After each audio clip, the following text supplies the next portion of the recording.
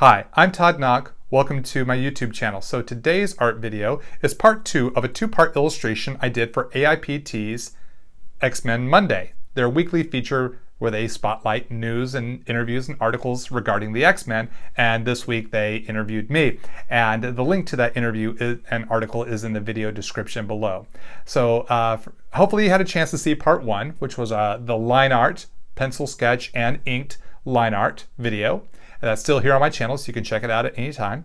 And now today is the color video, where I went in and did a bunch of Copic Marker coloring and rendering, and it's going to be a lot of fun. I'll share my tips, I'll share my tricks, I'll share my Copic codes as best I can throughout the illustration for your reference. So without further ado, let's see how Storm with a Soulsword on Krakoa Island turns out in color. Here we go. Okay, so here we go. Let's get to work. Let's see. Starting with, going to start with Storm's skin tones here. Now I'm using a piece of 9x12 smooth Strathmore Bristol board. It's my favorite art board. I use it for these commission style pieces. I use smooth Strathmore for my comic book covers and interior art as well.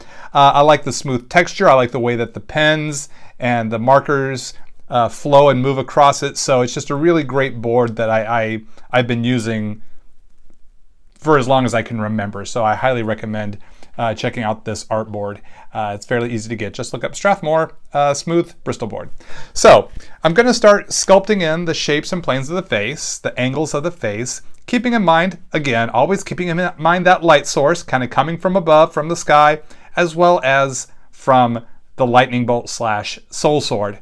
So I'm going to leave some white open areas on her face and body as I keep that in mind, especially you'll see as I sculpt in color more and more. So I'm starting a little bit darker, and then I'm going to work to lighter shades in these initial skin tones. I'll do the same with her costume, her hair, etc.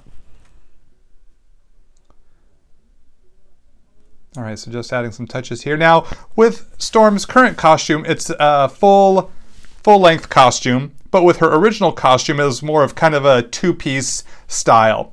So she had exposed thighs, and then she had her boots. And since I modeled her leg armor after her original costume, the Dave Cockrum 1970s Storm costume, I decided to give her the bare leg in this sense, in this illustration here, to just to kind of connect her old look with her current look.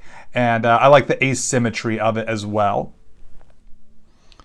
Okay, so now I'm going to come in with a lighter shade of brown as I move from the darker base color towards the highlight areas, whether it be the reflected light on this side of her leg or the main highlight on here on the inside of her leg.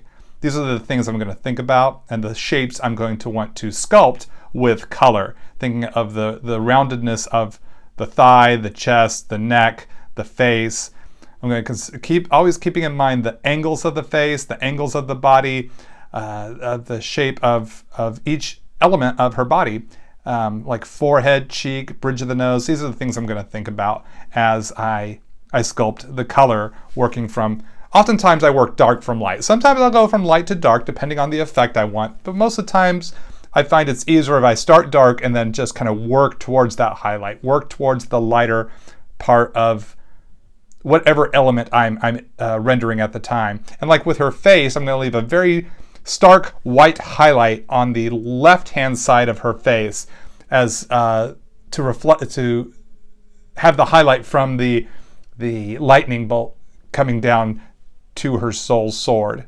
So that's going to be something that I'm going to leave on her face, where maybe in a normal illustration, if I don't have such a bright lightning bolt coming down, I might not have such a strong highlight. I like to come in with a little pink in my characters' faces to just kind of put some rosy cheeks and a little rosy tip of the nose, just kind of just putting this in some parts of her skin tone here is kind of like the blood coursing through there. So it's going to give her rosier cheeks, rosier nose, maybe a little flushed at the top of the chest. Just like the way that especially looks in the cheek and nose. So that's where I really concentrate a lot of that pink. And just blending it together with a lighter shade as well.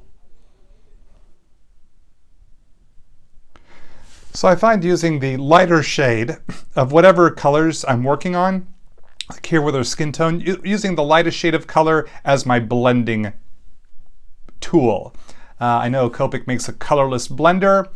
I do not use that for my blending. Not when I want a smooth transitional blending, like with skin tones or with her hair or the different elements here that we'll be rendering. I always use I find that I like to use the lighter shade of whatever I'm using to blend that dark to the light. If I want a smoother transition, more of a kind of like a lush illustration, I find using that lighter color keeps the vibrancy and saturation of the color. The colorless blender tool I use sometimes when I want to create like a special kind of like effect, like an energy signature or some sort of texture. That's fine, but not for blending. It's not for my style of blending, I should say. So the Todd Nauck style of blending, use that lightest shade of whatever color family you're working with to blend the dark, mid, and lighter tones together. I really find using the lightest shade works best. And I'll be doing that here with this, with the yellow trim here. Starting with kind of a slightly darker yellow, then I'll use a more traditional yellow, then I'll come in with a bit of a lighter yellow in certain places to just kind of blend things together, if I remember correctly. So at least that tends to be my MO when it comes to blending. Okay, and as I work on rendering out Storm and this illustration with markers here, I will field some Q&A every now and again as we go here, and these are questions that I took on my Instagram account. You can find me on Instagram as at Todd Nauck if you're on the Instagram. So Jason.A.Jones posted, "What is the strangest assignment you have ever had?" Let's see, great question, Jason. I've done a lot of comics over the course of my career and a lot of weird and interesting stories. But the weirdest one that comes to mind first for me is the story I did probably just about 10 plus years ago. It was, Marvel had this alternate reality where all the Marvel superheroes were apes. It was the Marvel Apes universe. And so I did one of the specials for this series of Marvel Apes one-shots they did with this connecting story. And in my story, the Marvel zombies from the Marvel Zombies universe crossed over and invaded the Marvel Apes universe. So I was drawing apes versus zombies, Marvel Apes in particular versus Marvel Zombies. So like zombie Iron Man fighting ape Iron Man. It was such a weird and strange story. As I'm working on it, I was just like realizing this might be one of the strangest stories I've ever done. Another strange story I did was in the Death of Deadpool issue. I think it was Deadpool issue 45, Legacy issue number was 250. I did a backup story where they had some of the characters that were specifically related to that Deadpool series. The Ghost of Benjamin Franklin was one of those characters. So I did a story called All About the Benjamins, which was, or I drew the story, I didn't write it. And so the story was the Ghost of Benjamin Franklin teaming up with Benjamin J. Grimm, aka the Thing from the Fantastic Four. So the Ghost of Benjamin Franklin, who in this story was completely naked because he had just stepped out of the shower, I guess the ghost shower, if you will, as this techno trance house DJ supervillain who rides atop a giant squid with his turntables of evil, attacks the city of Philadelphia. So naked Benjamin Franklin and Benjamin J. Grimm, the Thing, have to fight this giant squid with this house trance DJ on top, and that one was pretty weird as well. But I think I'm gonna have to give it to Marvel Apes versus Marvel Zombies being the weirdest.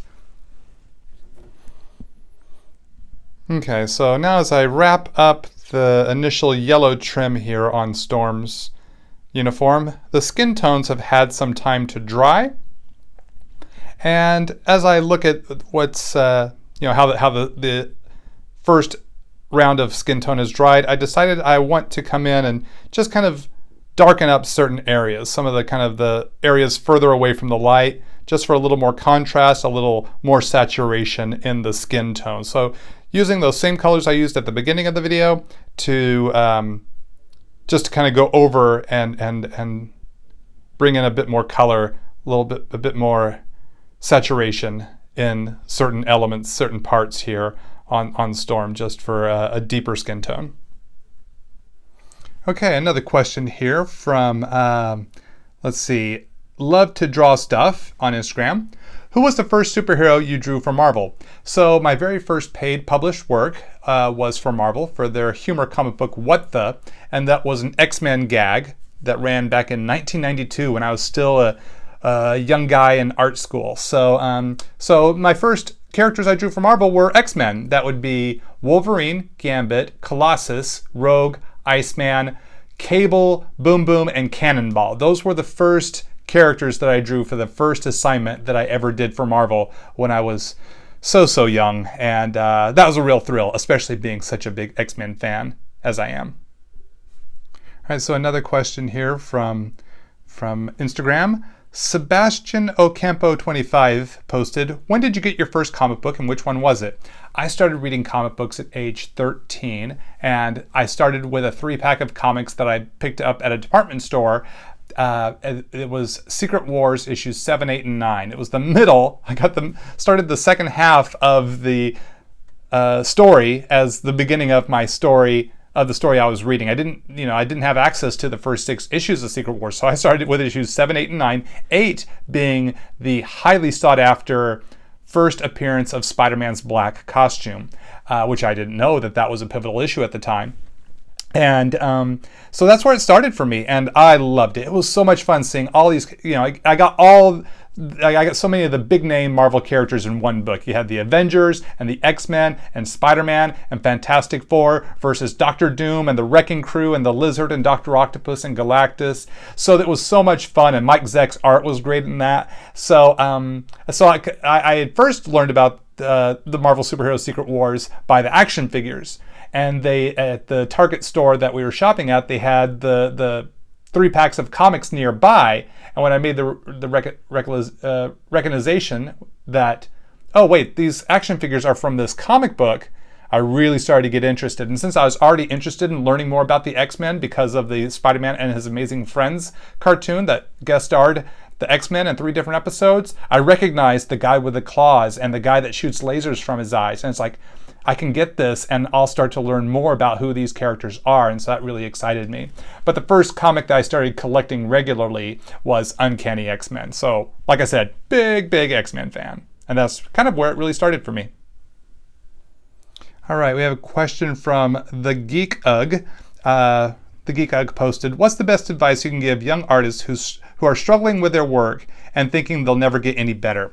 I think that might be a common experience for us young artists, because I know I felt that way as a young artist. When I realized I wanted to be a comic book artist, I thought, well, I'll never be good enough to draw for DC Comics or Marvel Comics. That will just never happen. Because I didn't realize that the more I practiced my art, the better I would get, and my work would evolve over time. So I thought the way I draw here at age 14, 15 is the way it will always be. And so it's like, realistically, I'll never be that good. But then the more I started to learn and the more I started to see my work evolve and I started learning new techniques, then I started to get the idea of, well, wait a second, maybe this can happen. I see that as I look back over the work that I've done through my junior high into my high school years, it's like it's changed, it's grown, it's evolving. I need to learn more. I need to continue to practice and study and keep the focus on moving forward, because every little illustration is a step on that art journey. Kind of baby steps, but they're still steps nonetheless, and most of them will hopefully be forward. I mentioned in the last video, sometimes we have steps backward. That's okay, that's called being human. But if we keep a focus to keep trying to take steps, I think more than likely most of them will be steps forward, but sometimes they aren't long strides. So we have to have patience with ourselves when we're doing a lot of baby steps. But those baby steps do accrue over time.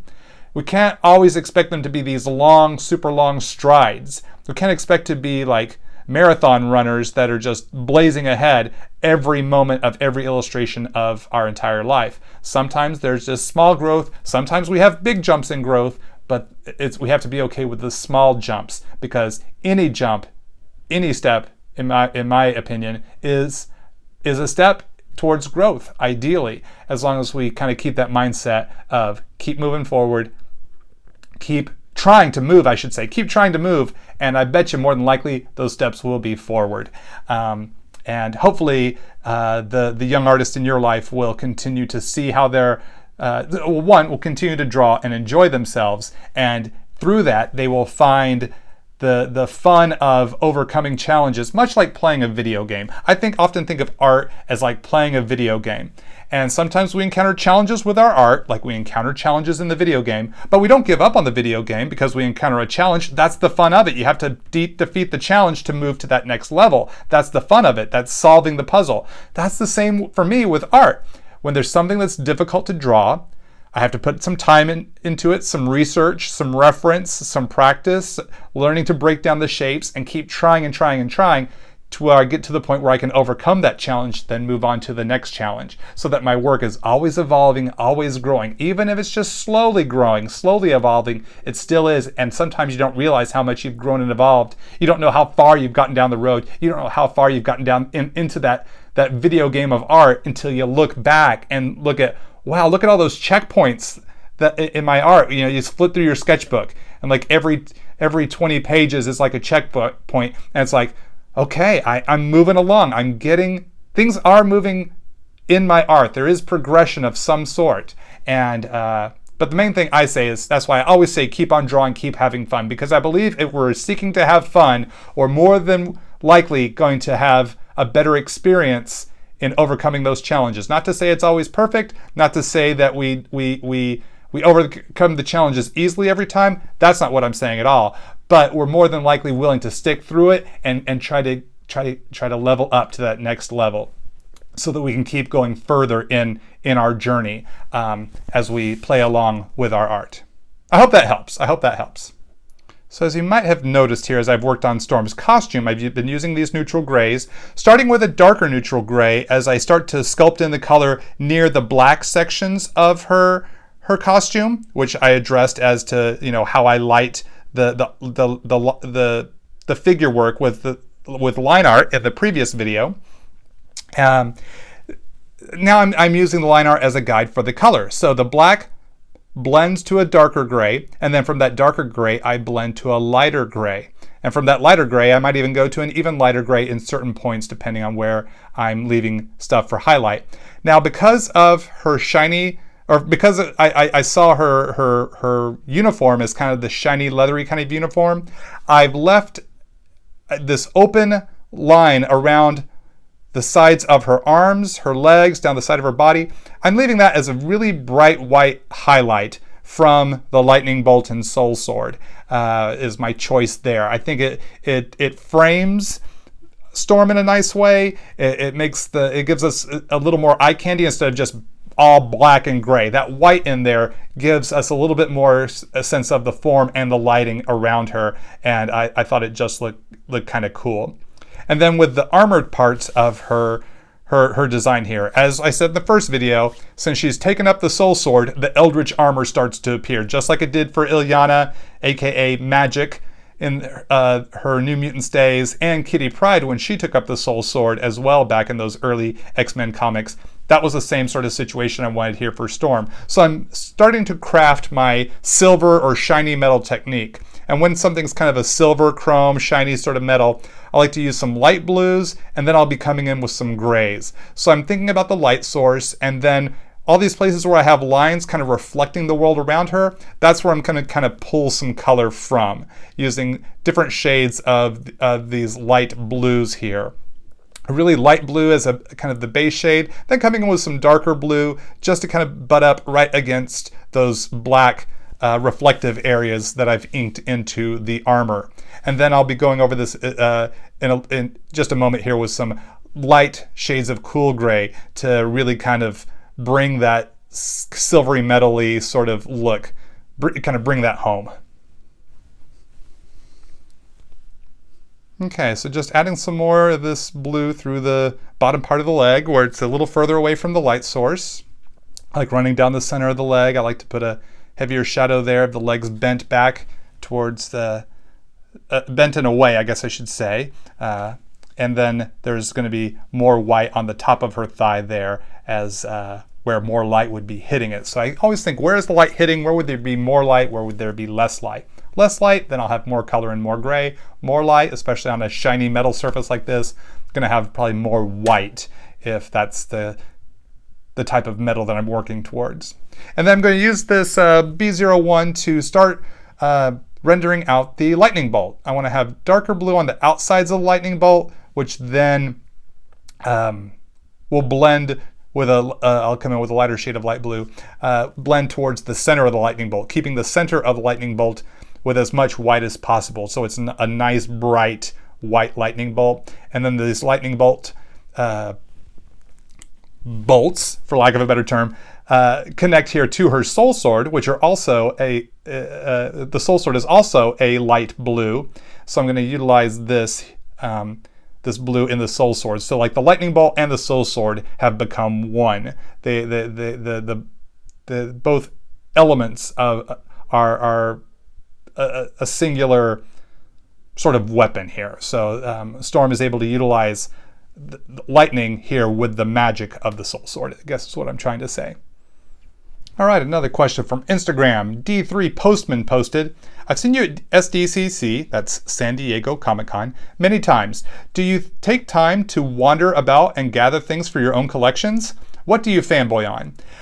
Let's see. I don't often get a lot of time to walk around the convention floor. I spend most of my time at my table at Artist Alley.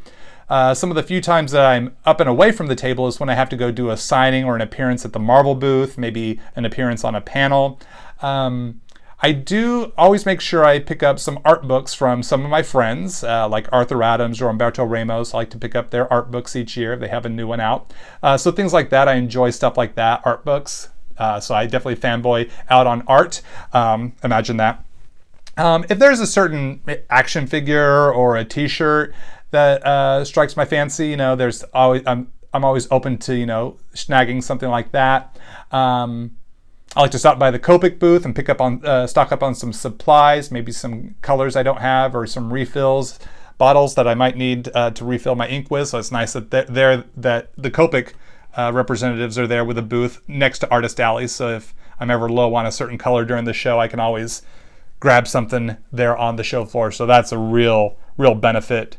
Big time. So yeah, other than that, I don't know if there's much more that I really get a chance to do. It's nice that having an exhibitor badge lets me in on the convention floor before the show opens. So I'll come in to the show like an hour early, and that gives me about half an hour or so before I have to set up my table to kind of walk the floor, check out some of the booths, like the Hasbro booth or the Sci-Fi Channel booth or whatever there is out there, just to kind of look around before the floor gets really crowded. San Diego and New York Comic Cons, the show floor can get so crowded during show hours that it's almost impossible to walk through the hall quickly, and time is just moves so fast during a convention weekend. So I really like to be at my table so my fans know where to find me and we can interact. So that's really where I spend most of my time. So one of the things I fanboy out on, I guess, really is getting a chance to meet people and hang out at my table. So yeah. Thanks for the question. So sad that there won't be San Diego Comic-Con this year. That's so weird to think I will not be in San Diego this summer. And I've done it every year since 1994. I've done every San Diego since 1994 was my first one. And then this year, no San Diego. So that'll make this year feel really, really weird to me when a regular tradition like that won't be happening. But I look forward to 2021 for sure. Here's a fun question. LC Photo Works posted, what is a Lego set that has not been made that you'd like to see made? Oh my gosh, I do enjoy the Lego. I definitely like to stop by the Lego booth when I'm at San Diego Comic-Con. See what they got there. So a Lego set I would like to see made. Easy. I'd love to see them make an X-Mansion. I love the Marvel superhero sets. I have the X-Men Blackbird. Oh, as soon as that came out, I snatched it right up. Love that one. And it'd be great if they made like an X-Mansion that had like a danger room underneath it. So you have the mansion on top and then the danger room below. I think that would be really cool. And you can get a Professor X with that set, and maybe you can get Colossus and Nightcrawler that with Lego hasn't made those characters, Rogue and Kitty Pryde, you know, they can fill it. Of course, they'd have to have Wolverine there, but you can fill it out with like maybe 8 different X-Men characters, 8 or 9. So that would be really awesome. That would be the Lego set. Oh my gosh, now just talking about it, I want it so bad. So that would be a set that I would enjoy. I also like the Doctor Who set they made. I have that one, and it has the 11th and 12th Doctor. I'd like it if they made a set that had the 10th Doctor that came with Rose Tyler or Donna Noble, or even Martha Jones, one of the 10th Doctor's companions, or something that had like maybe the 9th Doctor and 10th Doctor and like Rose Tyler, since she was the companion that transitioned from the 9th Doctor to the 10th Doctor. I think that would be fun, so I could start to build a collection of the current Doctors at the very least. And a 4th Doctor, a Tom Baker Doctor Who set would be really cool if Lego were to make more Doctor Who sets. I'd enjoy that. All right, so as you can see, I'm at that stage now where I'm adding the cool gray over this light blue. I like to create this bluish gray sort of look for my shiny metal textures or colors.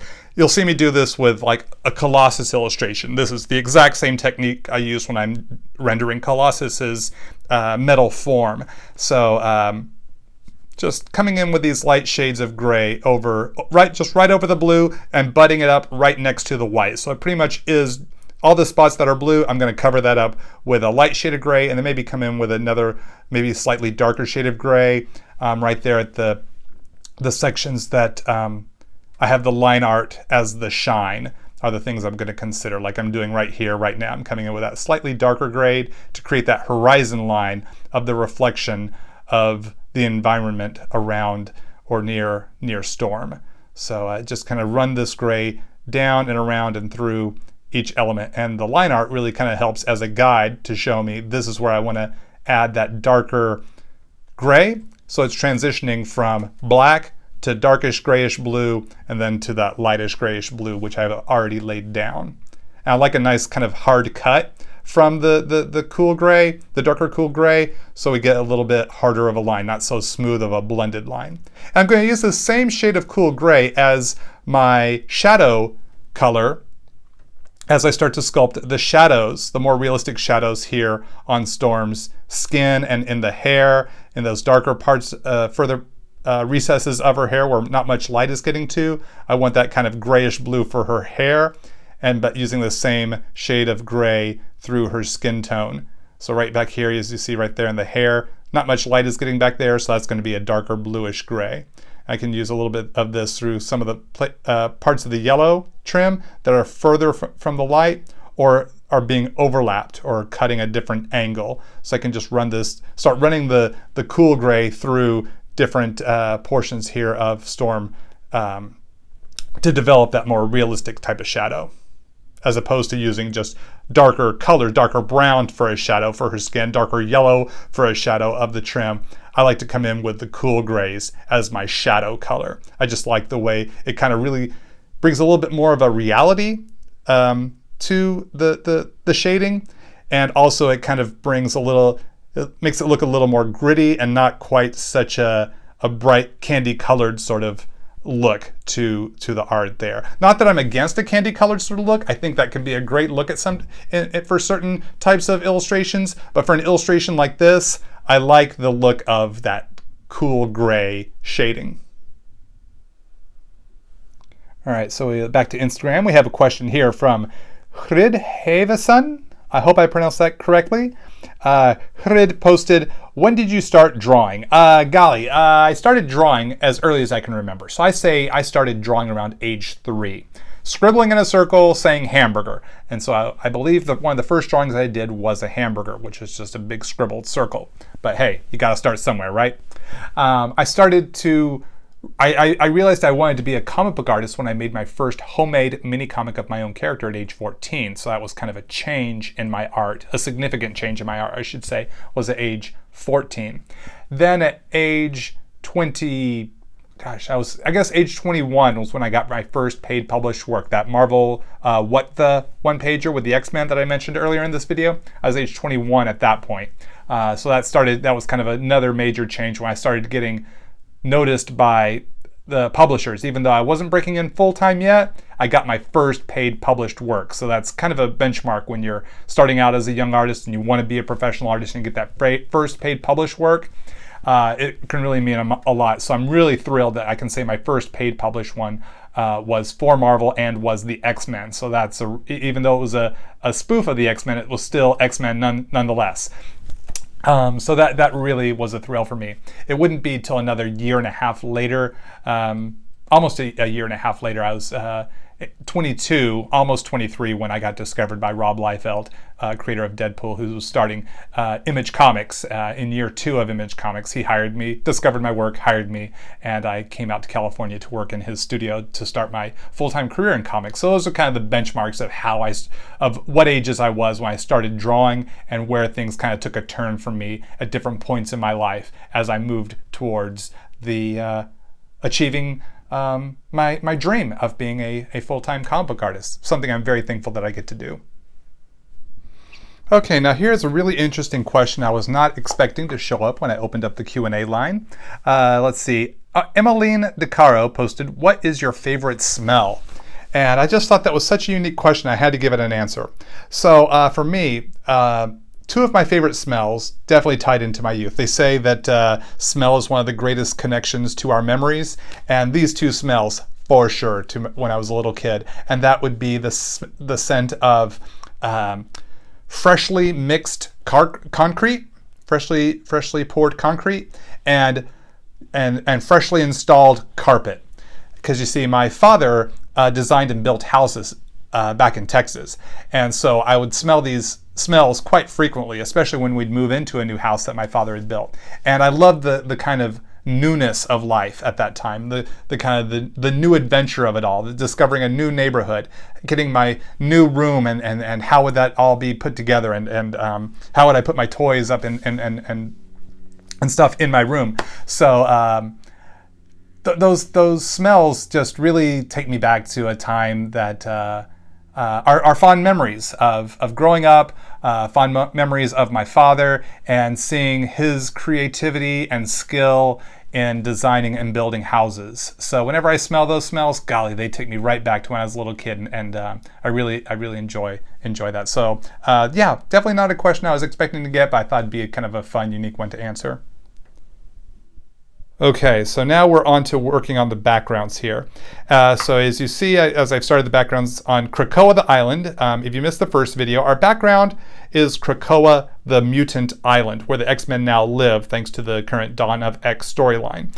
All mutants live on Krakoa. It is their nation, if you will. So Krakoa is a mutant. Krakoa is a character. So Krakoa can manifest itself wherever Krakoa wants on the island, because it's all Krakoa. So I'm giving Krakoa the face here so that it really drives home that this is Krakoa, not just a jungle that Storm is in. So these eyes really kind of help convey that. So oftentimes Krakoa has these glowing red eyes, or at least bright red eyes.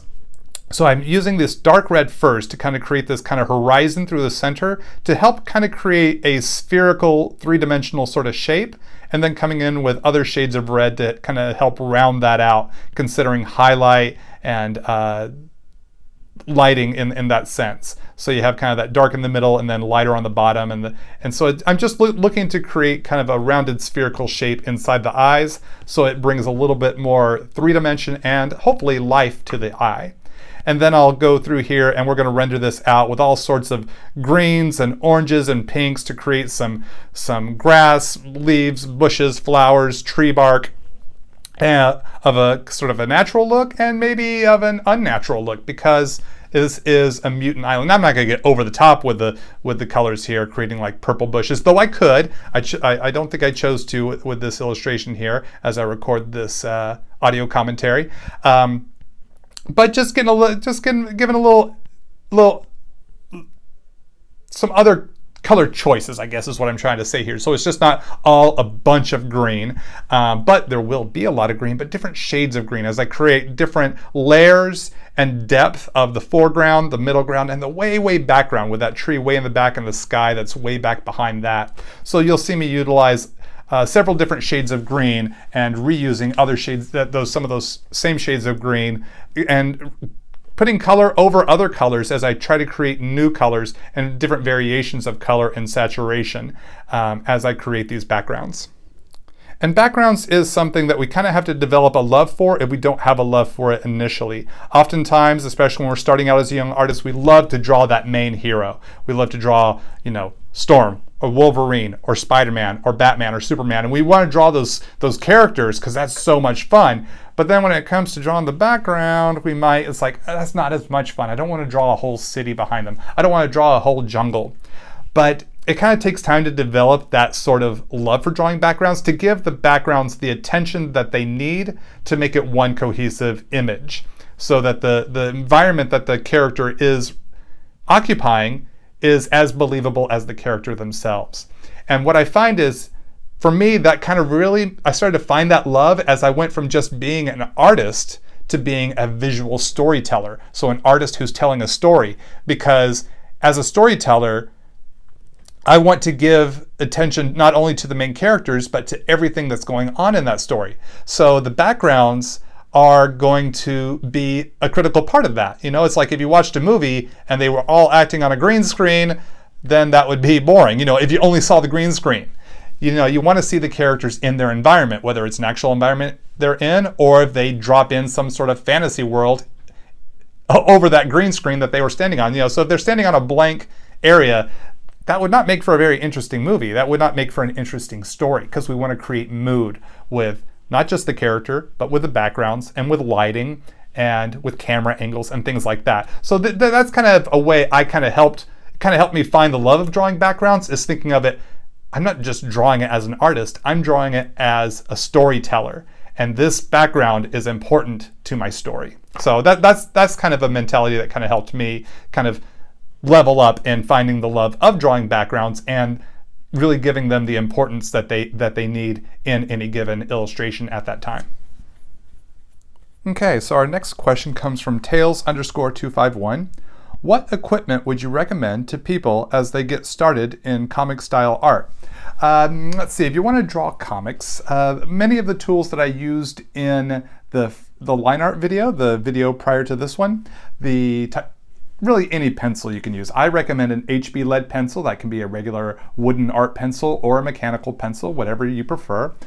Inking tools, I ink with Pigma Micron pens and Pentel Pocket brush pens, but you can use just about any inking tool you feel most adept at, whether it be dip, nib pens and brushes, or multi-liners, whatever gets the job done best. And then drafting tools, so a T-square, a triangle, French curves, circle and ellipse templates. These are the things for doing the line art for comics if you're working traditionally. If you're working digitally, then a program like Clip Studio Paint is great for drawing comics. But I know some artists are actually starting to draw their comics in Procreate, so that's another option if you're going to work digitally. Now the colors that I'm using here, not many comic book creators color their art by hand. Most of them color digitally, either in Photoshop or Procreate or maybe even Clip Studio Paint.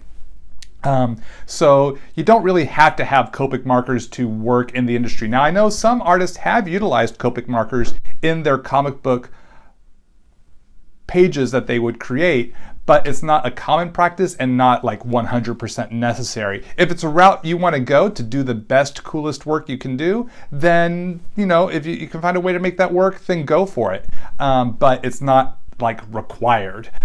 It's just really, it's whatever tools an artist wants to use to do the most interesting, coolest, and best artwork that they can. So those would be some of my recommendations of tools to use, especially the ones I listed for the line art. As far as coloring though, probably is oftentimes better to go digital, because sometimes the editor will say, oh, I need you to make a change here, change there, and it's infinitely faster to make those corrections digitally by a few clicks here and there, change a layer, select a section and drop in a new color, as opposed to recreating a piece from scratch because you colored it all in markers or paints or something like that. So that's a kind of a different work process, which can be a bit more time consuming and difficult to make changes if the editor asks for changes. That's why it seems like a vast majority of color artists in comics work digitally, because it gives you so many more options to make changes and come up with different approaches to the color art as necessary and needed. So I hope that helps. All right, so we have a question here from Wabbits_comic_store. What Marvel title would you want to do one day? Answer to a question kind of similar to this. I got a lot of questions along these lines. I feel that this is a question that we can readdress here in this video as well. I would love to do more work with the X-Men. I gotten to do quite a bit of work with X-Men related characters like the Nightcrawler series, the X-Men Wedding Day special, things like that. But I'd love to do more work with the X-Men, get to work with more of the different X characters in a more proper X-Men title, like a team book, like X-Men, Uncanny X-Men. New Mutants, I love the New Mutants. That was the team I grew up with. I really think the current New Mutants book is a lot of fun. I think that would be a really fun book to work on sometime in the future if an opportunity were to arise.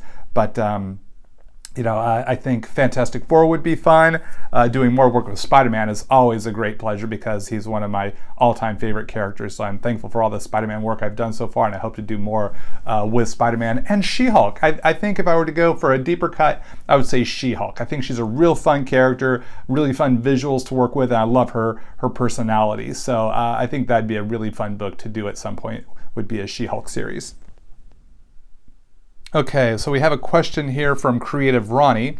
I see you have/use different grips to hold your pencil when drawing. Is there a reason for that? There is not a specific art reason. I get this question quite a bit during my live streams. I've addressed this before in my live streams. I feel it'll be good to address that here. The way I hold my pencil, like I'm holding this marker right now, that is how I initially learned how to hold a pencil when I was in the first grade, and we were learning how to hold a pencil and write, and it's essentially just a bad habit. It was an incorrect way of holding the pencil that I had a very difficult time learning how to correctly hold a pencil. I did eventually learn that, and you'll see me holding pencils and markers and pens here in a correct way, but then it's just natural for me to default back to the way that felt comfortable to me as a 6-year-old kid. So it's just I switch back and forth because it feels natural to me. It's just muscle memory. When I switch to the incorrect way, it just allows me to get to the angle I want, and so it actually does benefit me in my art, but it is not something I was trained to do or some secret art technique that I have learned. If you hold your pen or pencil or marker this way, you can have a better control or something like that. It's just something that I adapted to and learned from a mistake as a child. So that's the only reason why I switch between the two. It's just learning using the correct and incorrect ways of holding a pencil that feels natural to me. All right, we have a couple of questions from Not the Real Danny. First one is, how cool is it to work with Marvel? And I gotta tell you, Not the Real Danny, it is very cool. Oh my gosh, I've been a lifelong Marvel Comics fan, and now that I get to work for Marvel Comics is a dream come true. It's a childhood dream come true, and I'm thankful that I get to do it every day. I've gotten to work with so many of my favorite Marvel characters in either stories or covers that it's just so much fun to be able to draw a Marvel comic and then see it in print. It's like, that's my art on this Marvel comic, whether it be the cover or the story inside or both, is a real thrill and honor, and I'm so thankful that I get to contribute to the ongoing stories of some of my favorite heroes, especially Spider-Man, so as well as the X-Men. So it's the coolest job. Definitely a cool job. How could it not be cool? I really am thankful that I get to do what I do for a living. All right, and the other question from Not the Real Danny, any tips for teenagers starting to draw characters and superheroes? Well, Not the Real Danny, I would say study life drawing and anatomy. How does the body fit together? How do the muscles fit together, and how do those muscles change shape depending on the pose or angle of the character that you're drawing? It's a lot to learn. It is a whole lot to learn, but it can be a lot of fun. So just take the time and have grace on yourself to kind of learn and kind of figure things out as you go. So continue to do that, and then as depending on your style, you can exaggerate the shape and form of the character based on the knowledge you are developing in your anatomy studies. So I would say that if you want to draw characters and superheroes, studying the real life and then learning how to exaggerate from there can be a benefit. I hope that helps you out. Okay, so we have a question here from NH Rinchuk. I hope I said your handle correctly. If asked, would you do an issue of the new Young Justice comics for old time's sake? So for those of you that don't know, earlier in my career, when I was younger, I did a series for DC Comics called Young Justice, the original Young Justice series that they later based the cartoon off of. I did it was a 5-year, 55-issue run of the original Young Justice series written by Peter David, and I had so much fun. I loved working on that comic. So now DC Comics is doing a new Young Justice series, many of the same characters plus some new characters, but it connects to what Peter David and I had done long ago on the original Young Justice series. A lot of time has passed since I did that original Young Justice series, but I would love to come back for an issue or a story arc on the current Young Justice series, especially since both series are connected. That would be a lot of fun to kind of revisit those characters that I love so much and do a new story, especially as my skills have evolved and changed to what they are now. It would be fun to revisit those characters and how would I draw them now? And also they have some new costume designs, so that would be fun. And yeah, I'd love that opportunity. So yes, I would definitely love to get an opportunity to do that if DC was interested in having me come back to work with those characters someday. So we have a question here from Sebastian Peralta _11. Have you ever drawn a Power Ranger? Yes, Sebastian, I have. Back when I was working for Rob Liefeld at the beginning of my career at his Extreme Studios, Image Comics, the last project I was working on for him was the Power Ranger Zeo comic book series. The first issue was the only one to ever come out, but I did actually work with the Power Rangers. It was long ago, but to answer your question, yes, I have drawn Power Rangers before. So you probably noticed there on the right hand side of the screen, I have this strip of paper where I'm writing down all these Copic codes. That was notes for me, so I knew each color I was using in order so that when I come back here to do this audio commentary, I could know where to put in all the Copic color codes as I had utilized them throughout the illustration. So as I'm coloring, I'm writing down every Copic code, but I only did that for the video. I don't do that for every Copic illustration I do. I just wanted to make sure I knew exactly which Copic colors I was using throughout the course of this video, so that as I edited together, I would be able to put in the correct color at the correct time so that you could see it there at the bottom of the screen as I change colors. So that's what that piece of paper is. Often, now that should not have been in the shot, but I was so focused on creating this art and all the colors and so just so immersed in this illustration that I forgot to keep that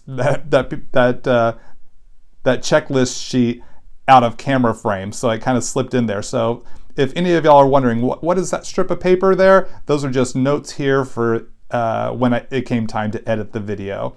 So that's what that is. So let's see, we have a question from Galaxy Cam. What is your favorite Spider-Verse character to draw? Golly, I like so many Spider-Verse characters. I mean, Peter Parker, he was my first Spider-Man, so I have a big fandom and connection to Peter Parker.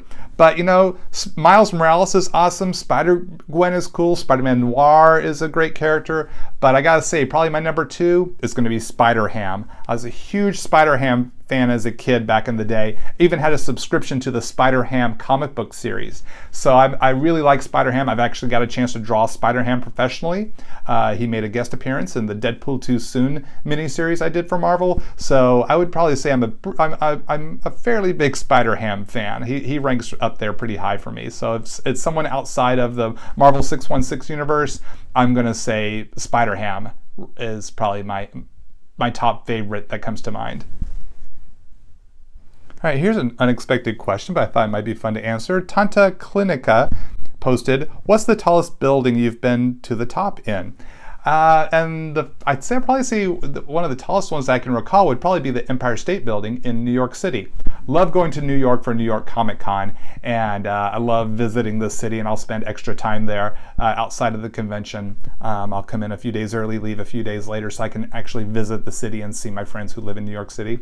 So I would probably say the Empire State Building is my answer to that, and it's an amazing view from up there. Oh my gosh. Go up there on a good day, you can see so much, and it's very high. And so I can't really think of a taller building that I've been in. So right now I'm going to have to say the winner of this question is the Empire State Building. All right, we have a question here from the_art_of_Adam_Kauta_. I hope I pronounced your last name correctly there, Adam. Adam asked, as an artist, how do you keep yourself drawing? How do you keep distractions away? Every artist is different. We all have our strengths and our struggles. And when it comes to art, I really haven't had to struggle too much with distraction. Not to say I've done it perfectly. I think when I was younger, I had distractions based on whatever I was going through in life. Maybe things were kind of a heavier time, so maybe I wasn't feeling as interested in drawing. But even then, I still remember doing drawing, even though it might have been a bit difficult for me. There were other things going on in life that made art a little more difficult. But those times kind of passed, and life circumstances changed. And so there'd be times where I would be able to, drawing came a bit more naturally or a bit more freely. I wasn't as heavy laden with whatever cares or worries I was dealing with at the time. I think that would be the only time I could think of that might have me distracted. Because other than that, my desire and passion to draw comics professionally for a living, I was very disciplined to keep drawing, to keep focusing on my art and keep trying to produce as best I could or as much as I could whenever I could. Not to say I did it perfectly every day, but I tried to keep the pencil moving so I could keep the art flowing, because every illustration was a drop in that bucket. And I wanted to fill that bucket as much as I could. And then when that bucket was filled, I'd fill another one. So each illustration is a drop in that bucket. So I think how to keep distractions away, I think each artist has to kind of take that hard look at themselves and ask the question, why am I seeking out distraction? Is it because I'm overwhelmed? Is it because I'm dealing with something else? Is it because I don't feel good about what I'm doing? And why is that? What can I do to make myself feel better? Is there something I need to challenge myself to learn? Is there a new technique I need to try? Am I bored because I'm kind of plateaued here and I need to challenge myself to kind of find that excitement again and push myself in new ways? Every artist is going to have a different answer, because every artist is at a different place in their art journey, in their life, and what's going on. So sometimes it takes a moment to kind of look at what's going on inside of me, what's going on around me, and how can I make the changes that I might need to get myself either finishing a piece, moving to the next level with my art, maybe finding a new challenge that can help me find a new experience or a new way to express or create. So there's not like one pat answer to that, I think, because I think distraction can oftentimes be a coping mechanism that we utilize as human beings, whether that be playing a bunch of video games instead of doing the thing we need to do, watching a bunch of Netflix instead of doing that thing we need to do, and for whatever that is. And sometimes distraction is okay. I'm not saying distraction is bad, but sometimes it can be an unhealthy thing if it's keeping us away from the thing we need to do or are afraid to do. So I could recount this story for you. I've shared this in other videos, but I'll share it here again. So as a young artist, I was always wanting to do funny animal type comics, like Ninja Turtle type stuff, Spider-Ham. As I mentioned before, I was a big Spider-Ham fan. I wanted to draw funny animal stuff because that was easier for me. And why was it easier? Because I found drawing human faces difficult. But I didn't even realize that was how I was distracting myself, if I can use that term, until I was in art school and I met fantastic funny animal comic creator Stan Sakai, who created Usagi Yojimbo, and I got a chance to meet him and show him my portfolio of funny animal superhero stuff, and he was very complimentary of my work, but he said, consider drawing traditional superhero stuff because that gives you more options at hopefully scoring a job, because funny animals is a very small niche in the comic book market. So that gave me a chance to do that soul-searching moment. It's like, why am I only wanting to draw funny animals? I had to take that hard look and realize it's because drawing human heads and faces is too difficult. So I'm avoiding that challenge. So I had to, so it's like, am I going to keep going down this road of just avoiding the thing that I find to be difficult? Or am I going to embrace this challenge? So that, and I chose to embrace the challenge. Started drawing some traditional superhero stuff, which looked very, very cartoony starting off, but it was the direction I needed to go. So I owe a lot to Stan Sakai. I even had a chance to thank him in person here all these years later, saying, Stan, you might not remember this, but you really changed the course of my career by giving a very young Todd Nauck some great advice that he needed to hear, and have that soul-searching moment to kind of look at why was I pursuing just one style of art instead of opening myself up to a greater thing, is because I didn't want to deal with the weakness, the place that I felt that I failed at. And the only way to overcome that failure is to embrace it, focus on that challenge, work with it, try to get better. And by not doing it, I was definitely not ever going to get better at drawing human faces.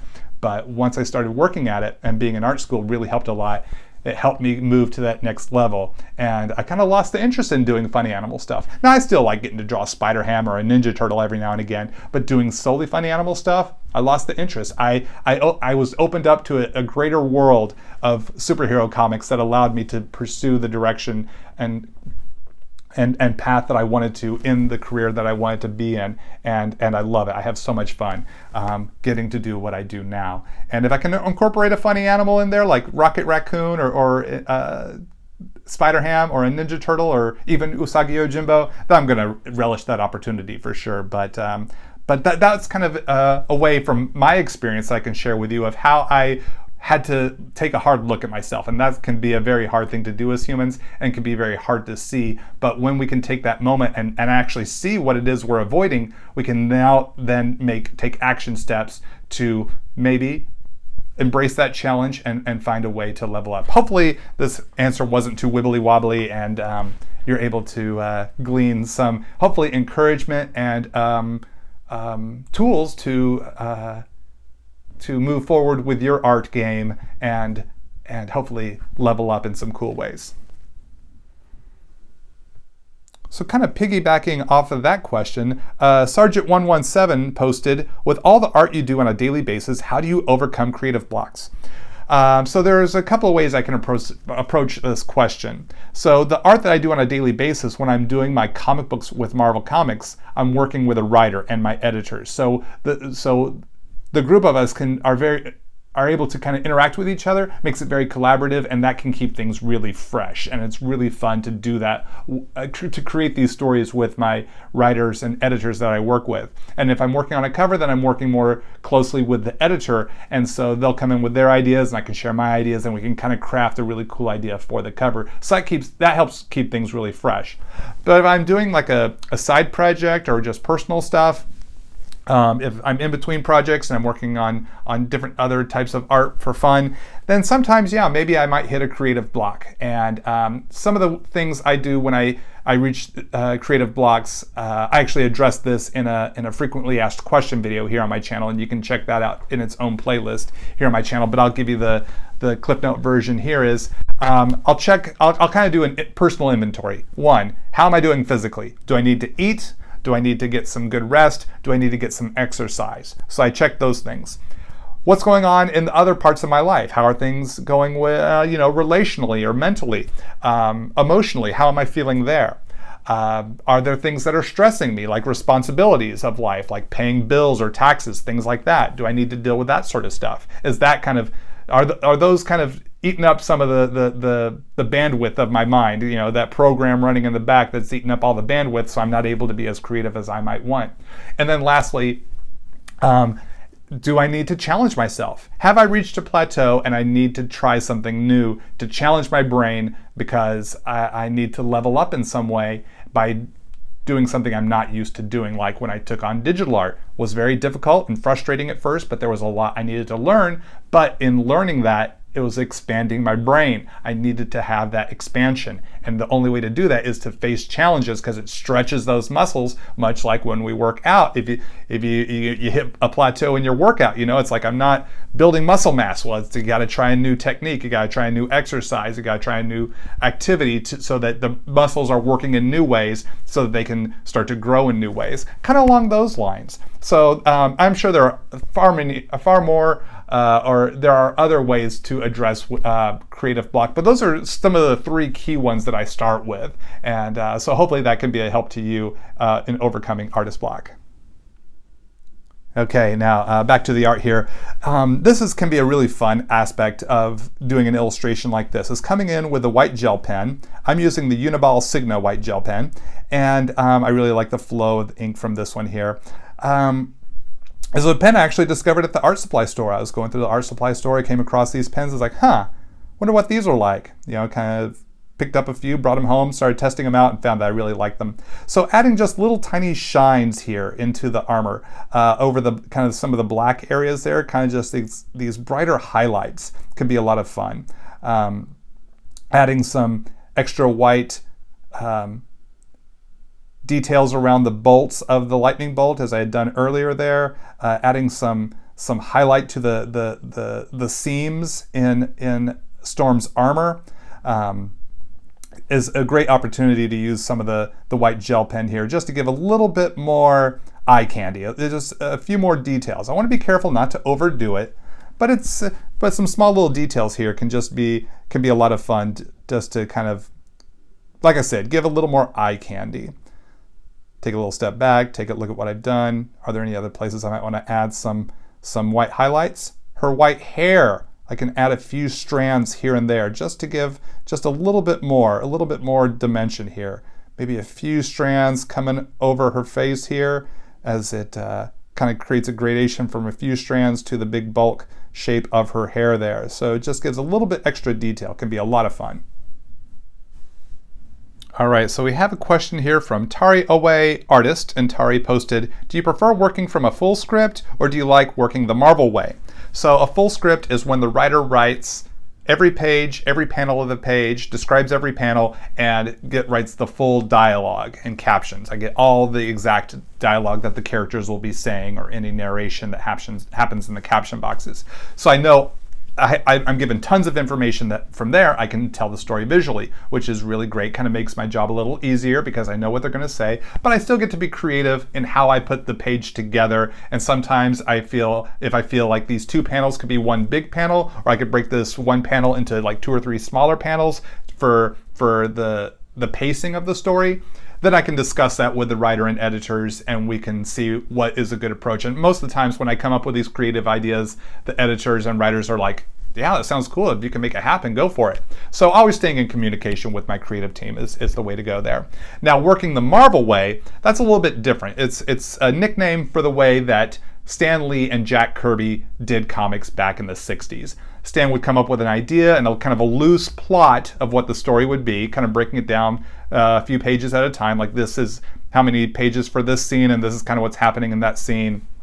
And so he breaks down the basic plot, and then the artist comes in and tells that story visually, and the artist can add things to the story that kind of gives it a little character moments, can really take that story and flesh it out into a greater degree. And then the writer comes back and dialogues and scripts the dialogue based on what the artist has drawn and the notes the artist has made.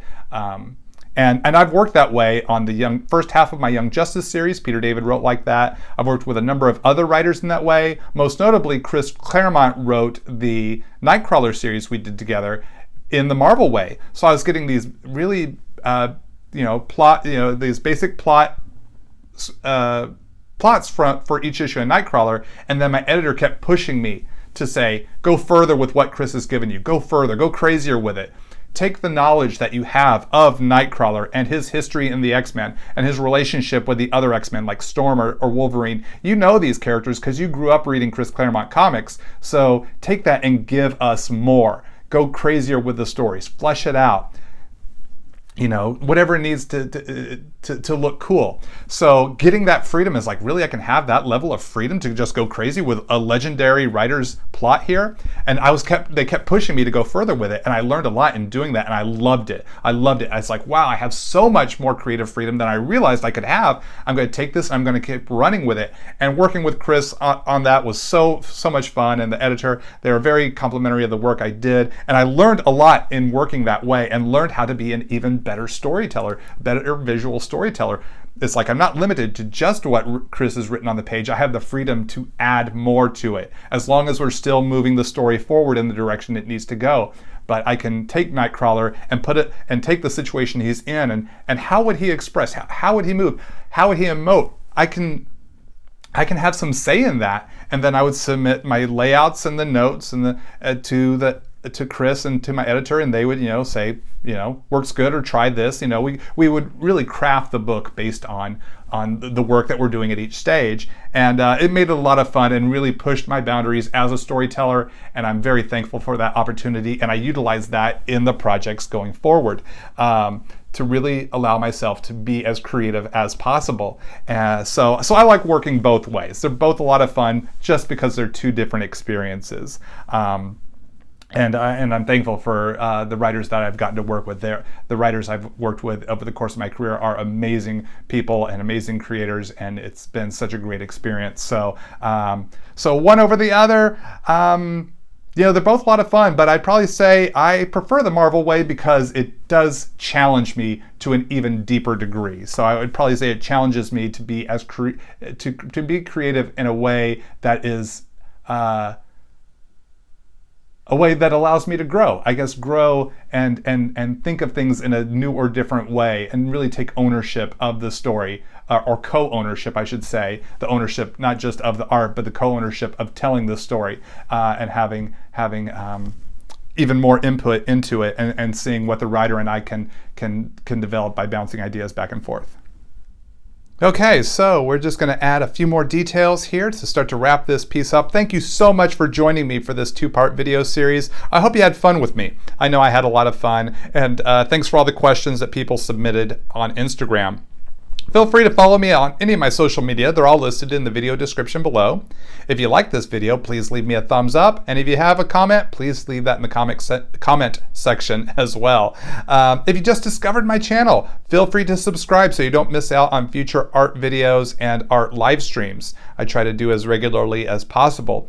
And a link to this image, as well as the X-MenMonday article interview that I did, is in the video description below as well. So you can check that out, read the interview, and see the finished artwork. Here's a scan of the art. You can see that here, at least right now. So I want to say thanks so much for hanging out with me. I hope you had a good time. And if you want to share my video, please do. Please share this with any other fellow X-Men fans, comic fans, art fans, or people who like this stuff in general. That would be greatly appreciated. So if you want to see some more of my art videos, here are a couple right here that you can check out. And so thanks so much for hanging out with me. I'm Todd Nauck. Keep on drawing, keep having fun.